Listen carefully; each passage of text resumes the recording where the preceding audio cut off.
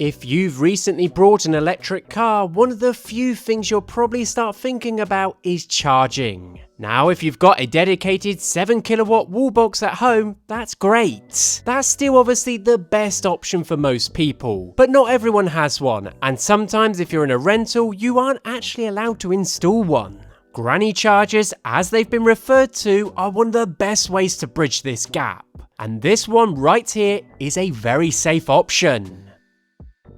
This is the EVDANCE portable EV charger, and it is basically a UK 3-pin single-phase Type 2 2.3 kilowatt option. Now, I've been using it to see whether it's actually worth having as a backup charger, how practical it is in everyday use, and whether the extra features built into it justify spending a little more than some of the really cheap granny chargers you see online. Something that puts a lot of people off using a 3-pin charger in the first place is safety. You've probably heard stories about plugs getting hot after charging for hours, and while that can happen, it's usually down to poor quality sockets, damaged wiring, or trying to pull too much current continuously. This charger is limited to just 10 amps, which is generally considered a much safer continuous load for a standard UK socket instead of trying to push it right to the limit.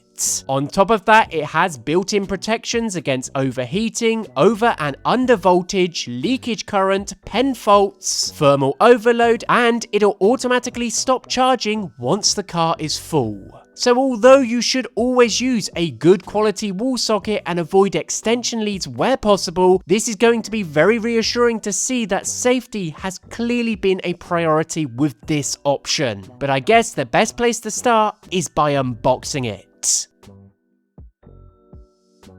So inside the box, things are fairly straightforward. You get the charger itself, a very nice carry case, some basic paperwork, and that is about it. To be fair, with something like this, the charger is obviously the main event. First impressions are good though. The charger feels thick and well insulated, the Type 2 connector has a solid feel to it, and the control box thankfully doesn't feel cheap or flimsy. It actually feels more substantial than some of the generic portable chargers I've used in the past, and this clearly is reflective of that slightly higher asking price. Now, the version I got has the 10-meter cable, which I think will probably be too much for most people, but thankfully there is also a 6-meter version if your driveway layout is a bit shorter. Unfortunately for me, from garage to driveway, that 10-meter cable was very much needed.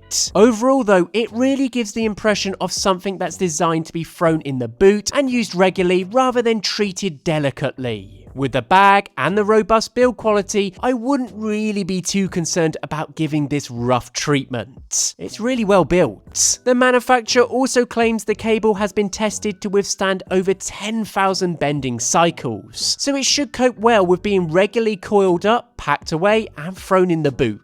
They also state that this can withstand loads of up to 2 tons, and that's all thanks to its built-in overdrive protection. Hopefully you won't ever have to put this to test, but it does suggest this is designed to withstand quite a bit.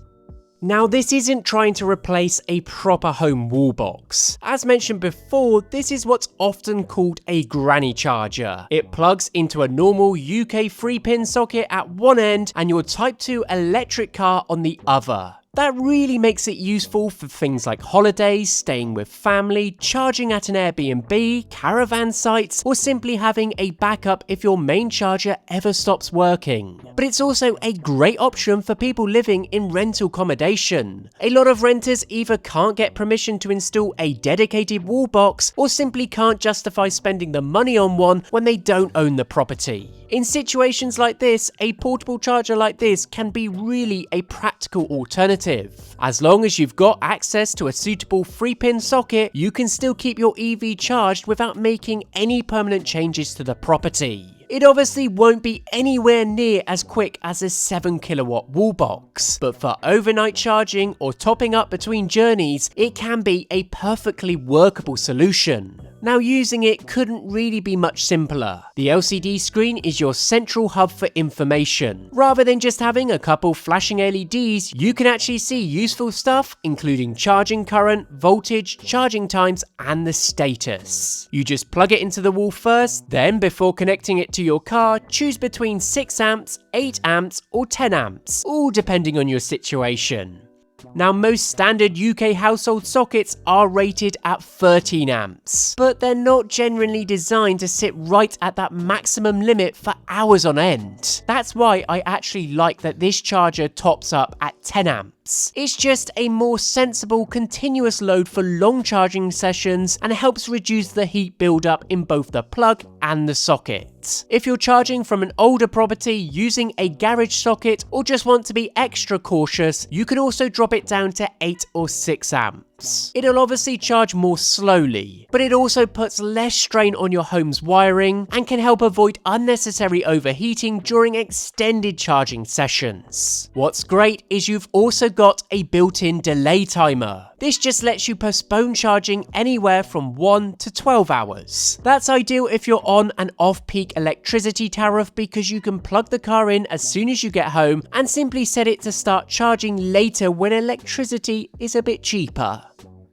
Unfortunately, there's no app, no Wi-Fi setup, and no Bluetooth pairing with this option, which may be looked at as a disadvantage, but to be honest, those extras aren't really necessary. Everything is controlled directly from the charger itself, and honestly, I think that simplicity suits this type of charger really well.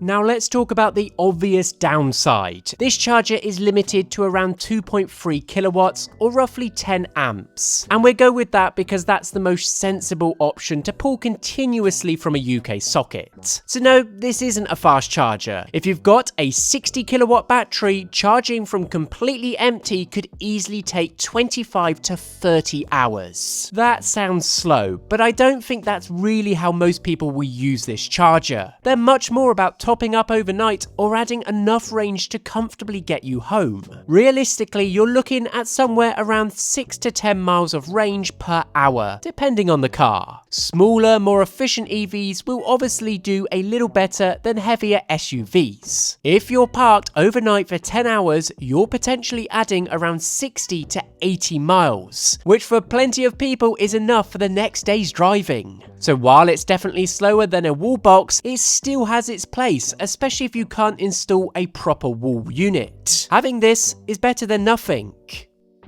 Now, all in all, I think the EVDANCE portable EV charger does exactly what it's supposed to. It's very well built, easy to use, has some genuinely useful features like adjustable current and that delay timer, and it gives you just a reliable way of charging pretty much any Type 2 electric vehicle from a standard household socket. This just lets you enjoy the convenience of waking up to a car that's ready to go from the comfort of your own home without having to install anything.